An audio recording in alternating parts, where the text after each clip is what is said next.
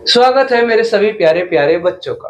आज का चैप्टर शुरू करने से पहले मैं आपको बताना चाहता हूँ एक अच्छी सी आदत, जो कि है खाना खाने से 15 मिनट पहले पानी पीने की। ना खाना खाने के दौरान पानी पीना चाहिए, ना खाना खाने के आधे घंटे बाद तक पानी पीना चाहिए।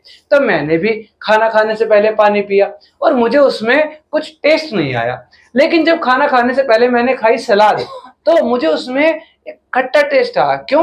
क्योंकि सलाद में थे खीरे और खीरे पे छिड़का हुआ था मैंने नींबू। फिर उसके बाद जब मैंने रोटी सब्जी खाई और सब्जी थी मेरी करेले की, तो मुझे टेस्ट आया कड़वा। इसी वजह से जब मैंने खाना खा लिया तो मैंने टेस्ट अच्छा करने के लिए खाया रसगुल्ला, जिसमें मुझे टेस्ट आया मीठा।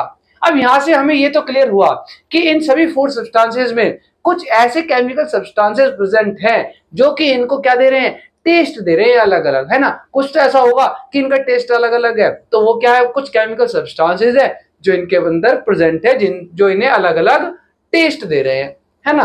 अब हमने क्या किया, यही पता लगाने के लिए कि वो केमिकल सब्सटेंसेस क्या हैं, तो हमने क्या किया, जितने भी पहले खट्टे सब्सटेंसेस हैं, सोल्ट सब्सटेंसेस है फूड, उनको लिया और उनका टेस्ट किया। और टेस्ट करने के बाद पता चला कि सभी सोर फूड सब्सटेंसेस में, सभी खट्टे खाने में क्या प्रेजेंट है, हमारा एक केमिकल सब्सटेंस प्रेजेंट है, जिसको नाम क्या दिया गया, एसिड नाम दिया गया। फिर उसके बाद हमने जितने भी कड़वे फूड सब्सटेंसेस थे, बिटर, उनको टेस्ट किया गया और ये पता लगाया गया कि सभी कड़वे फूड सब्सटेंसेस के अंदर, सभी बिटर फूड सब्सटेंसेस के अंदर प्रेजेंट है एक ऐसा केमिकल सब्सटेंस जो उनको कड़वा टेस्ट दे रहा है, जिसका क्या नाम रखा गया, बेस नाम रखा गया। तो एसिड होते हैं हमारे खाने में सोर, खट्टे, और बेस होते हैं हमारे खाने में कड़वे, बिटर। ठीक है। अब यहीं से हमारे चैप्टर का नाम भी आ जाता है, क्या, एसिड, बेस एंड साल्ट, जो कि हमारा क्लास 10th का चैप्टर 2। अब ये तो रही बात इनके टेस्ट की।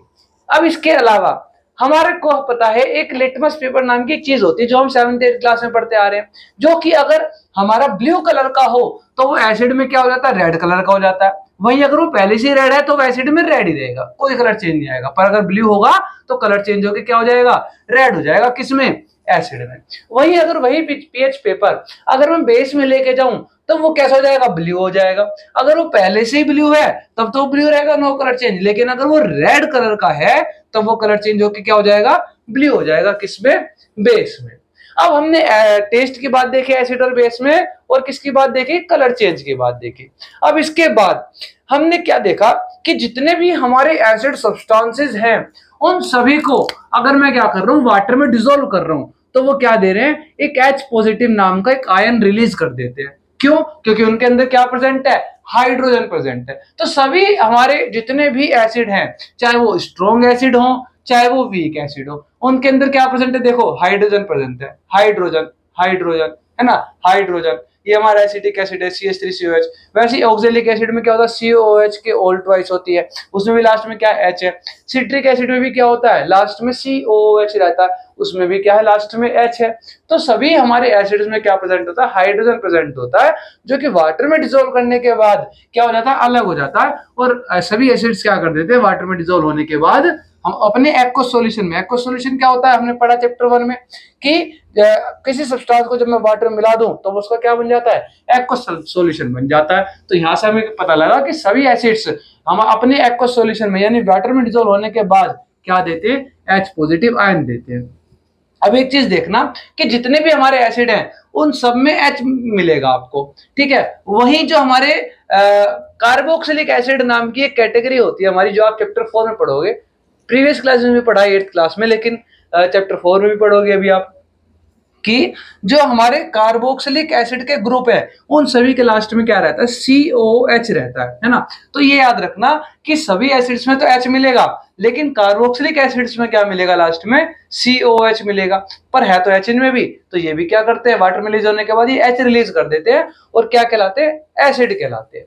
ठीक है, लास्ट में क्या है इनके H, COH है पूरा लास्ट में, पर H तो है ही।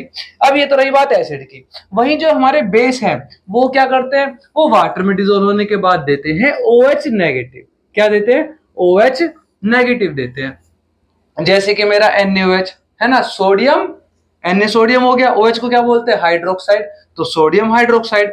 KOH पोटेशियम हाइड्रोक्साइड, है ना, ये अमोनियम हाइड्रोक्साइड। तो सभी के लास्ट में क्या लगा रहता है, OH लगा रहता है, किन में, बेस में।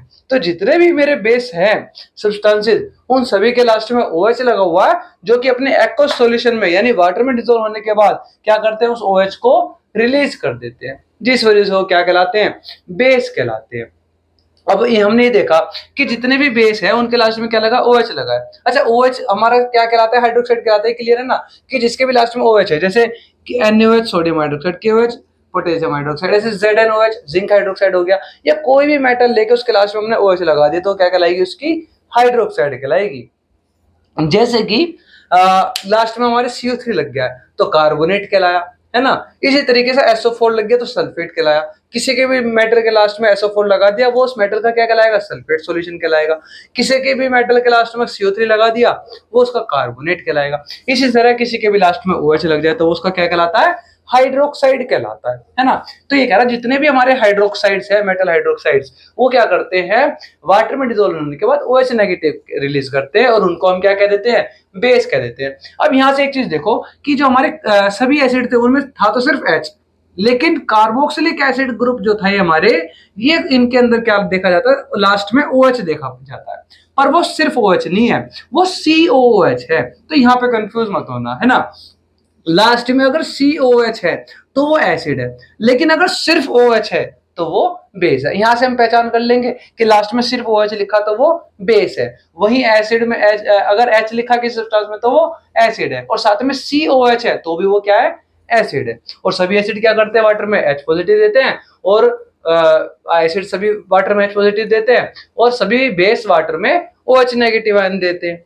फिर इसके बाद अब अगली प्रॉपर्टी आती है कि हमें पता है कोरोजन क्या था, कि किसी भी मेटल का क्या हो जाना, कोरोड हो जाना, है ना, उसकी केमिकल या फिजिकल प्रॉपर्टीज चेंज हो जाना, एक नया सब्सटेंस फॉर्म हो जाना, वो क्या कहलाता है कि वो मेटल खराब हो गया, कोरोड हो गया, जिससे कि मेटल का क्या हो जाता है, कोरोजन हो जाता है। तो हमने चैप्टर 1 में पढ़ा, तो हमें ही पता चलता है कि जो भी एसिड्स होते हैं वो क्या कर सकते हैं, मेटल्स को कोरोड कर सकते हैं। इसके अलावा जो बेस है वो क्या होते हैं, सोप ही इन टच होते हैं। आपके घरों में साबुन होगा, नहाते समय साबुन का हाथ लगाया होगा तो स्लिपरी रहता है ना, वो एक टच उसका पता लगता है कि उस साबुन का टच कैसा है, सोप का टच कैसा है। तो हमारे जो भी बेसिस होते हैं ना वो टच में सोप ही होते हैं, वैसे साबुन जैसे टच के होते हैं, स्लिपरी टच हो रहता है उनका थोड़ा। तो हमें ये भी पता लगा, ये रही इनकी कुछ डिफरेंसेस कह लो या प्रॉपर्टीज कह लो एसिड और बेस की। इसके अलावा ये हमारे स्ट्रॉन्ग एसिड है, कुछ ये वीक एसिड है, ये हमारे कुछ स्ट्रॉन्ग बेस है और ये कुछ हमारा वीक बेस है। इसके अलावा हमारे पास कुछ ऐसे बेस पाए जाते हैं, सभी नहीं होते, सभी बेस वाटर में सोल्यूबल नहीं होते, लेकिन कुछ बेस ऐसे होते हैं जो वाटर में सोल्यूबल रहते हैं। तो जो बेस वाटर में रहते हैं मेरे सोल्यूबल, उन बेसिस को मैं क्या नाम दे देता हूं, या हम क्या नाम दे देते हैं, अल्कली नाम दे देते हैं। फिर वही आपने एक्सपीरियंस किया होगा कि छोले भटूरे खा लिए या कुछ ऐसा खाना खा लिया कि आपको क्या बन गई, एसिडिटी बनी रही। अब इसका मतलब क्या, एसिडिटी वर्ड आ गया ना वहां पे, इसका मतलब क्या हो रहा है कि एसिड ज्यादा बन रहा है आपके, तो आप क्या करोगे, उसे कम करोगे, और कम करने के लिए आप मार्केट से कुछ ऐसे एडिबल सब्सटेंसेस लेते हो। एडिबल मतलब खाने वाले।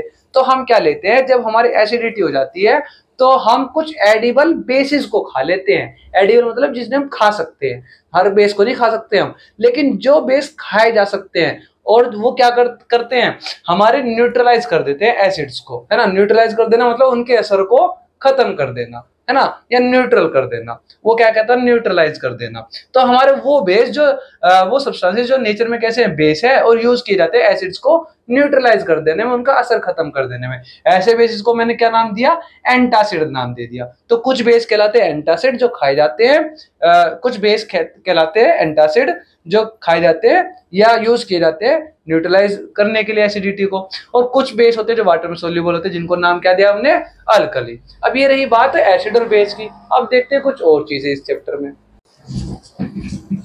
अभी हमने देखा कि किस तरह से हम एसिड्स और बेसिस में टेस्ट के बेसिस पर उनके बीच में डिफरेंस कर सकते हैं। जैसे कि हमारे जो एसिड होते हैं वो खट्टे होते हैं, सोर यानी कि, और जो बेस होते हैं वो कड़वे होते हैं यानी कि बिटर।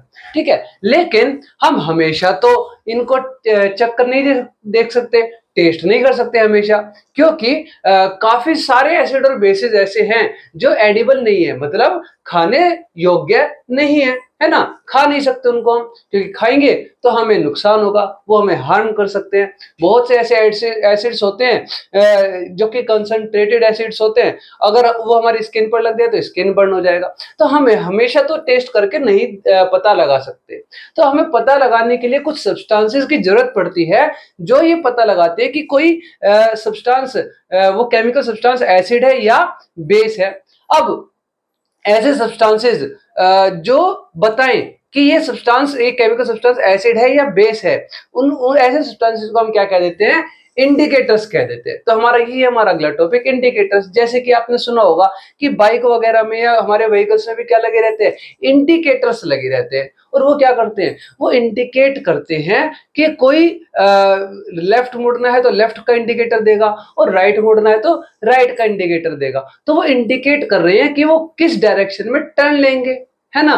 तो इसी तरीके से हमारे इंडिकेटर्स जो होते हैं केमिस्ट्री में, वो भी क्या करते हैं, इंडिकेट करते हैं कि कोई केमिकल सब्सटेंस मेरा एसिड है या बेस है।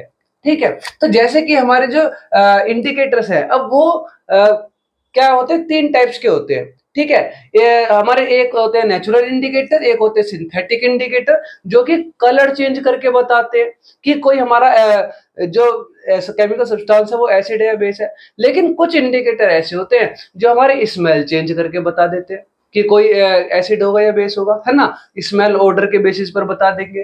तो इसी बेसिस पर हमने जो है डिफरेंशिएट किया कि हमारे इंडिकेटर्स होंगे, कुछ कैटेगराइज किया कि कुछ होंगे नेचुरल इंडिकेटर, कुछ आर्टिफिशियल और कुछ ओल्फैक्टरी। जो नेचुरल इंडिकेटर होंगे, जैसे कि इसके नाम में क्या आ रहा है, नेचुरल आ रहा है, इसका मतलब क्या हुआ कि ये वो इंडिकेटर्स हैं, ये वो केमिकल सब्सटेंसेस हैं जो कि पाए जाते हैं नेचर में, है ना, या फिर नेचर से, नेचुरल सोर्सेज से ऑब्टेन होते हैं ना, नेचर में पाए जाते हैं। उनको हम क्या रख देते हैं, नाम, नेचुरल इंडिकेटर्स नाम रख देते हैं। जो कि जिनमें से एक हम बचपन से पढ़ते आ रहे हैं, लिटमस के बारे में। लिटमस क्या है, लिचन्स से पाया जाने वाला एक प्लांट की कैटेगरी होती है, वहां से पाया जाने वाला एक सब्सटेंस है, जो कि कैसे कलर का होता है, ओरिजिनली पर्पल कलर का होता है, और एसिड में रेड कलर का हो जाता है, और बेस में ब्लू कलर का हो जाता है। तो कलर चेंज किया ना इसने, एसिड में अलग कलर दिया, बेस में अलग कलर दिया, तो डिफरेंशिएट कर दिया एसिड और बेस में। इसलिए इसने क्या किया, पता लगाया, इंडिकेट किया, इसलिए ये भी हमारा क्या हुआ, एक इंडिकेटर हुआ। कौन,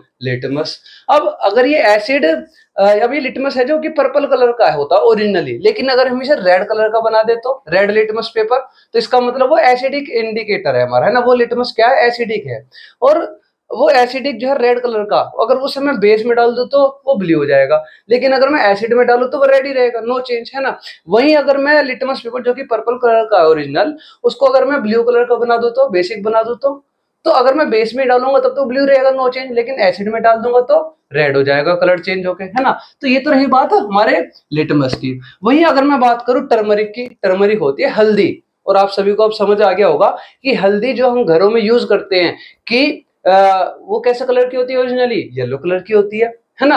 और वो जो येलो कलर की हमारी हल्दी है, अगर हमारे किसी कपड़े वगैरह पर लग जाए और उस पे हम क्या लगा दे, फिर धोने के लिए, साफ करने के लिए साबुन लगा दे, तो आप नोटिस करना कि वो कैसे कलर की हो जाएगी, रेडिश कलर की हो जाएगी, ब्राउनिश, रेडिश ब्राउनिश कलर की हो जाएगी ना, रेडिश ब्राउन। तो इसका मतलब क्या हुआ कि हल्दी भी हमारी क्या है, एक नेचुरल इंडिकेटर है। नेचुरल क्यों, क्योंकि नेचर से पाई जाती है ना, नेचर से ऑब्टेन होती है हमारे नेचुरल सोर्सेज से। और वो हल्दी जो है वो बेस में, ये साबुन क्या है हमारा, एक बेस ही तो है, तो बेस में कैसी हो गई, जो कि ओरिजिनली येलो कलर की थी वो रेडिश ब्राउन हो गई। वहीं अगर वो एसिड में डाले हल्दी को तो उसमें कोई कलर चेंज नहीं आता, वो येलो की येलो ही रहती है ना, तो येलो कलर की होती है। और जो हमारा एसिड है उसमें कोई चेंज नहीं आता, लेकिन बेस में डाल दो तो रेड कलर की हो जाएगी या रेडिश ब्राउन हो जाएगी। ठीक है, तो ये तो रही बात हमारे नेचुरल इंडिकेटर्स की। अगर मैं बात करूं अब आर्टिफिशियल इंडिकेटर्स की, तो या फिर इनका एक और नाम होता है सिंथेटिक इंडिकेटर्स। जैसे कि आपने सुना होगा सिंथेटिक फाइबर्स होते हैं, नेचुरल फाइबर, सिंथेटिक फाइबर। तो उनका नाम, ऐसा नाम क्यों रखा, क्योंकि वो नेचर से पाए जाने वाले फाइबर है, और सिंथेटिक फाइबर जो है वो आर्टिफिशियल फाइबर है, मतलब फैक्ट्रियों में बनाए गए फाइबर्स हैं वो, है ना। जैसे कॉटन या जूट, इनकी या फिर सिल्क वगैरह की नकल करके केमिकल से बनाए जाने वाले हमारे इंडिकेटर वो है, वो फाइबर्स है, तो उनका नाम रख दिया सिंथेटिक, क्योंकि सिंथेसाइज किए गए फाइबर्स है। इसी तरह हमारे कुछ इंडिकेटर्स भी होते हैं जो कि सिंथेटिक इंडिकेटर्स रहते हैं। सिंथेटिक का मतलब इन्हें फैक्ट्रीज में जो है बनाया जा रहा है केमिकल्स का यूज करके, है ना, इसीलिए इनको हम आर्टिफिशियल भी कह रहे हैं। ये तो नेचुरल थे, नेचर में अपनाए पाए जा रहे थे, ये आर्टिफिशियल है जो कि फैक्ट्रीज में बनाए जा रहे हैं, फैक्ट्रीज में सिंथेसाइज किए जा रहे हैं, ठीक है। और ये जो हमारे आर्टिफिशियल इंडिकेटर होंगे, इनके दो एग्जांपल है, एक मिथाइल ऑरेंज और एक फिनोप्थिलीन। जो मिथाइल ऑरेंज होता है वो हमारा एसिड में रेड हो जाएगा, बेस में येलो हो जाएगा। ये देखो कुछ कुछ लिटमस की तरह, कि लिटमस भी हमारा एसिड में रेड हो रहा है और फिर मिथाइल ऑरेंज भी एसिड में रेड हो रहा है। इसका ओरिजिनल कलर कैसा रहता है? ऑरेंज रहता है, जैसे इसके नाम में ही आ रहा है ऑरेंज, तो इसका ओरिजिनल कलर तो ऑरेंज होता है, ओरिजिनल कलर तो ऑरेंज होता है। लेकिन एसिड में ये रेड हो जाता है और बेस में ये येलो हो जाता है ना।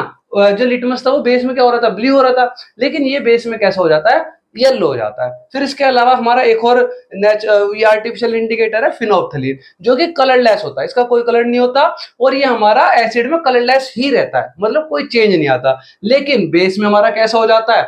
डार्क पिंक कलर का हो जाएगा, पिंक कलर, पिंकिश कलर का हो जाता है ना, डार्क पिंक कह लो, या कुछ को थोड़ा बहुत सब वॉयलेट भी हम समझ सकते हैं देखने में, हालांकि डार्क पिंक ही माना जाता है उसको, कि ये कैसा रहता है? बेस में डार्क पिंक कलर का रहता है। कौन? फिनोप्थिलीन, जो कि हमारा क्या है? एक सिंथेटिक इंडिकेटर या फिर आर्टिफिशियल इंडिकेटर है। इसके अलावा हमारा थर्ड टाइप के जो इंडिकेटर हैं वो बताते हैं स्मेल चेंज करके या ऑर्डर से बताते हैं किसी के कि कोई सब्सटेंस जो है एसिड होगा या बेस होगा। इसके तो वो होगा हमारे ओल्फैक्टरी इंडिकेटर। जैसे कि आप बायो में पढ़ेंगे आने वाले चैप्टर्स में, हमारे जो है 5 सेंसेस होते हैं, उनमें से जो हमारा नोज है वो क्या कर रहा है? स्मेल करने का काम कर रहा है ना, तो उसके अंदर कुछ रिसेप्टर्स लगे रहते हैं और उन रिसेप्टर्स का भी क्या नाम रखा जाता है? ओल्फैक्टरी रिसेप्टर रखा जाता है नाम, क्योंकि ओल्फैक्टरी का मतलब भी क्या हो रहा है कि स्मेल से रिलेटेड है ये टर्म हमारी, कि स्मेल से रिलेटेड जहां कुछ जो है हमारा वर्क हो रहा होगा वहां पर हम क्या वर्ड यूज करते हैं? ओल्फैक्टरी वर्ड यूज करते हैं।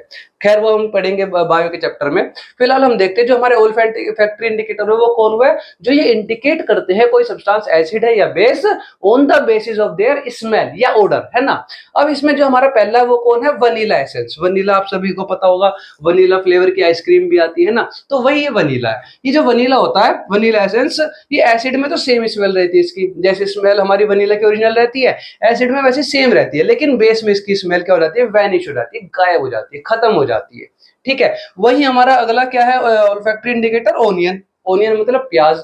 ये प्याज भी क्या करता है? एसिड में सेम स्मेल रहती है इसकी, है ना, कोई चेंज नहीं आता, लेकिन बेस में अगर हम इस प्याज को डाल दे तो उसकी स्मेल क्या हो जाती है? खत्म हो जाती है। इसलिए आपने कई बार रेस्टोरेंट वगैरह पे देखा होगा कुछ छोटी छोटी ऐसे प्याज रहती है जिनको या तो न्यूट्रलाइज किया जाता है या वाटर में डाल के रखा जाता है, जिससे उनकी स्मेल क्या होती है? चली जाती है, जो कि खाने में इतनी कड़वी भी नहीं लगती, है ना। वो क्यों होता है? वो इसी कारण से होता है क्योंकि जब प्याज है हमारी ओनियन, वो बेस में अपनी स्मेल खो देती है, ठीक है। फिर उसके अलावा हमारा थर्ड जो ओल्फैक्टरी इंडिकेटर है वो है हमारा क्लोव ऑयल। क्लोव ऑयल हमारा लौंग का तेल होता है ना, लौंग को बोलते हैं क्लोव। लौंग पता होगा आप सभी को, घरों में होती है हमारे। और जो लौंग है हमारी क्लोव ऑयल, ये क्या करती है? ये अपनी स्मेल को इंक्रीज कर देती है एसिड में, मतलब जो इसकी स्मेल है ना वो एसिड में डालते ही और ज्यादा बढ़ जाती है, इंक्रीज हो जाती है, या फिर यूं कह लो रिटेन कर लेती है अपनी स्मेल को, ठीक है। मतलब जो इसकी स्मेल है वो रहती है। लेकिन जो बेस होता है, अगर मैं बेस में डाल दूं क्लोव ऑयल को तो उसकी स्मेल क्या होगी? डिक्रीज हो जाएगी या खत्म हो जाएगी।